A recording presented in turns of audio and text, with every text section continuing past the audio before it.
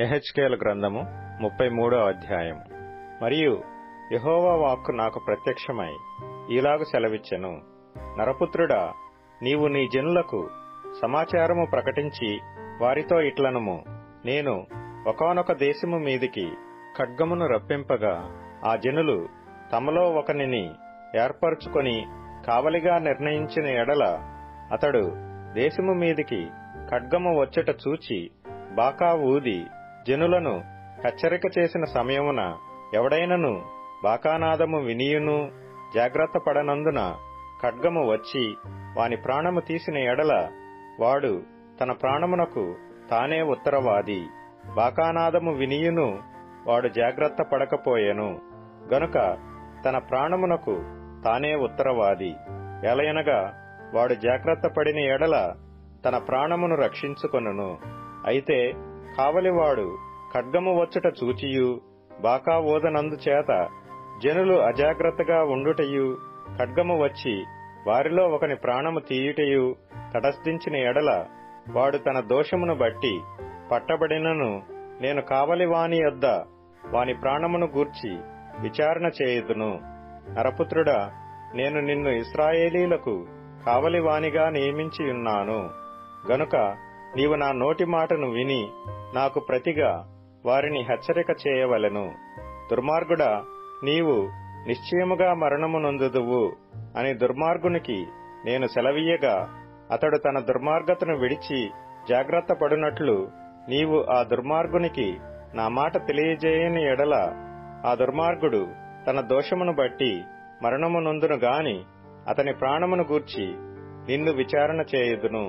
అయితే ఆ దుర్మార్గుడు తన దుర్మార్గతను విడువవలనని నీవు అతనిని హెచ్చరిక చేయగా అతడు తన దుర్మార్గతను విడువని ఎడల అతడు తన దోషమును బట్టి మరణము నొందును గాని నీవు నీ ప్రాణము దక్కించుకొందువు.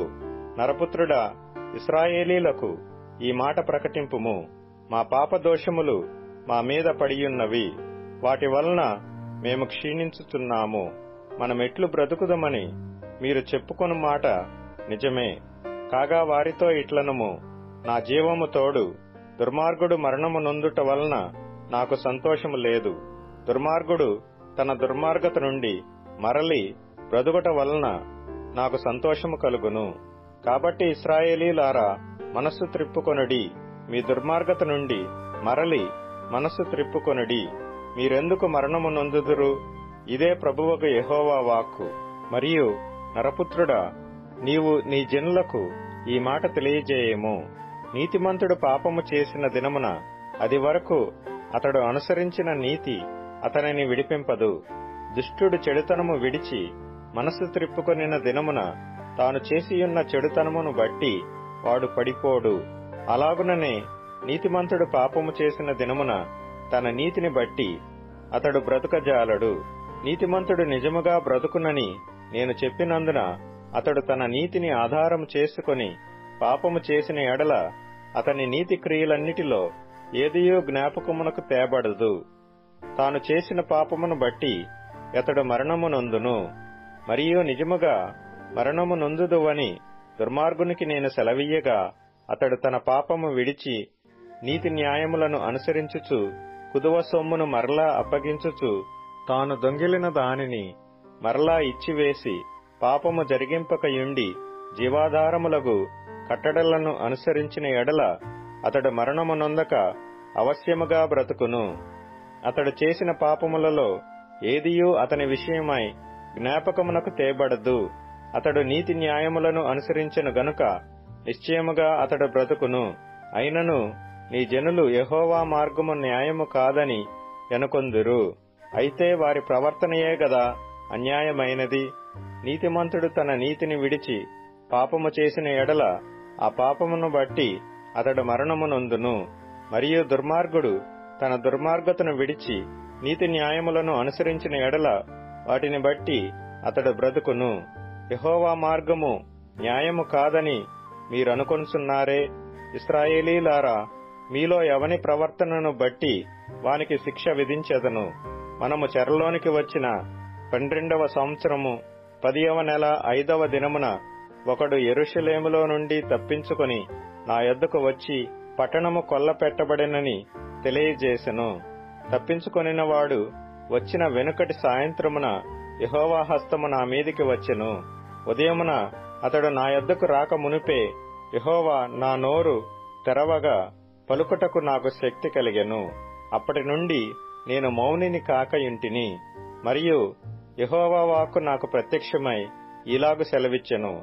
నరపుత్రుడా, ఇశ్రాయేలు దేశములో పాడైపోయిన ఆయా చోట్లను కాపురమున్నవారు అబ్రాహాము ఒంటరి అయి ఈ దేశమును స్వాస్థ్యముగా పొందెను గదా, అనేకులమైన మనకును ఈ దేశము స్వాస్థ్యముగా ఇయ్యబడదా అని అనుకొనుచున్నారు. కాబట్టి వారికి ఈ మాట ప్రకటన చేయుము. ప్రభువగు యెహోవా సెలవిచ్చినదేమనగా, రక్తము ఓడ్చి వేయక మాంసము భుజించు మీరు, మీ విగ్రహముల వైపు దృష్టియుంచు మీరు, నరహత్య చేయు మీరు ఈ దేశమును స్వతంత్రించుకొందురా? మీరు ఖడ్గమును ఆధారము చేసుకొనువారు, హేయక్రియలు జరిగించువారు, పొరుగువాని భార్యను చెరుపువారు, మీ వంటి వారు దేశమును స్వతంత్రించుకొందురా? నీవీలాగున వారికి చెప్పుము. ప్రభువైన యెహోవా సెలవిచ్చినదేమనగా, నా జీవము తోడు పాడైపోయిన స్థలములలో ఉండువారు ఖడ్గము చేత కూలుదురు. బయట పొలములో ఉండు వారిని నేను మృగములకు ఆహారముగా ఇచ్చెదను. కోటలలోని వారును గుహలలోని వారును తెగులు చేత చచ్చెదరు. ఆ దేశమును నిర్జనముగాను పాడుగాను చేసి దాని బలాతిశయమును మాన్పించెదను. ఎవరునూ వాటిలో సంచరింపకుండా ఇశ్రాయేలీల మన్యములు పాడవును. వారు చేసిన హేయక్రియలన్నిటిని బట్టి వారి దేశమును పాడుగాను నిర్జనముగాను నేను చేయగా నేనే యెహోవానై ఉన్నానని వారు తెలిసికొందురు.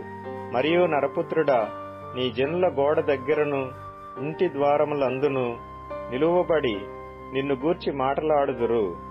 ఒకరినొకరు చూచి, పోదము రండి, యెహోవా యొద్ద నుండి బయలుదేరు మాట ఎట్టిదో చూతము రండి అని చెప్పుకొనుచున్నారు. నా జనులు రాదగిన విధముగా వారు నీ యొద్దకు వచ్చి నా జనులైనట్టుగా నీ ఎదుట కూర్చుండి నీ మాటలు విందురు గాని వాటిననుసరించి ప్రవర్తింపరు. వారు నోటితో ఎంతో ప్రేమ కనపరచుదురు గాని వారి హృదయము లాభమును అపేక్షించుచున్నది. నీవు వారికి వాద్యము బహుగా వాయించుచు మంచి స్వరము కలిగిన గాయకుడువుగా ఉన్నావు. వారు నీ మాటలు విందురు గాని వాటిని అనుసరించి నడుచుకొనరు. అయినను ఆ మాట నెరవేరును. అది నెరవేరగా ప్రవక్త యొకడు తమ మధ్య నుండెనని వారు తెలిసికొందురు.